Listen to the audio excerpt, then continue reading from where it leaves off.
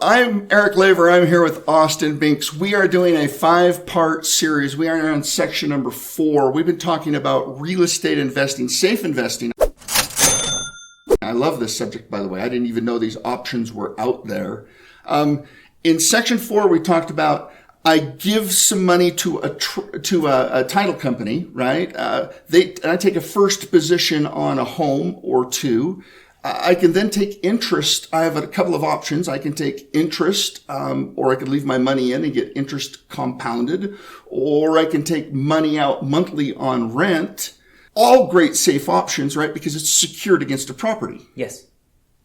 And you already mentioned in earlier videos that you've got qualified buyers, or what you feel are qualified buyers. I mean, obviously, if they were qualified, they'd be going through a bank traditionally. Correct. They've met in your criteria. Okay, so let's say I stick $200,000 with you, and let's say 5 years goes by, and I've been collecting a monthly amount, because this is fantastic. Now I've got a set amount coming in every single month from my investment with this title company, with one of your properties. And that's whether it's filled or not, correct? Correct.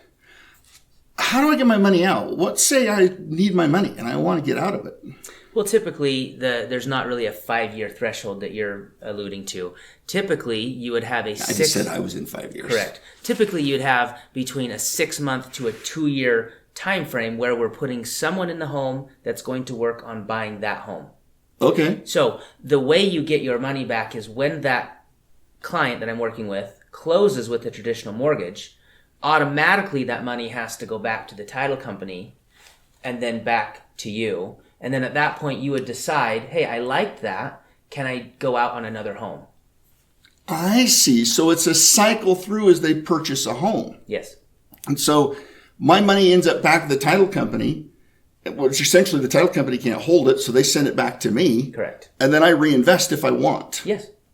But it could be 18 months, it could be 2 years, it could be, I guess, 3 years. It could be. Typically, when we meet, we would arrange kind of the time frame at which you want it out. So if you said, look, I really only want my money out for a year, then I would put it on a home where I know that we only need 6 to 8 months to qualify, and then we've got a few months of buffer. I'm not going to put someone in a home that needs 2 years if you want your money out in a year. Impressive. But you're offering between 5 and 11% depending on what the market is? Yes. Wow. I mean, what do you get on a CD these days? 1%, 2%? Yeah, if you lock up your money for 5 years, you might get 2.5. You might even get as high as 3. But if you just stick your money in a bank, you're talking about less than 1%. Interesting.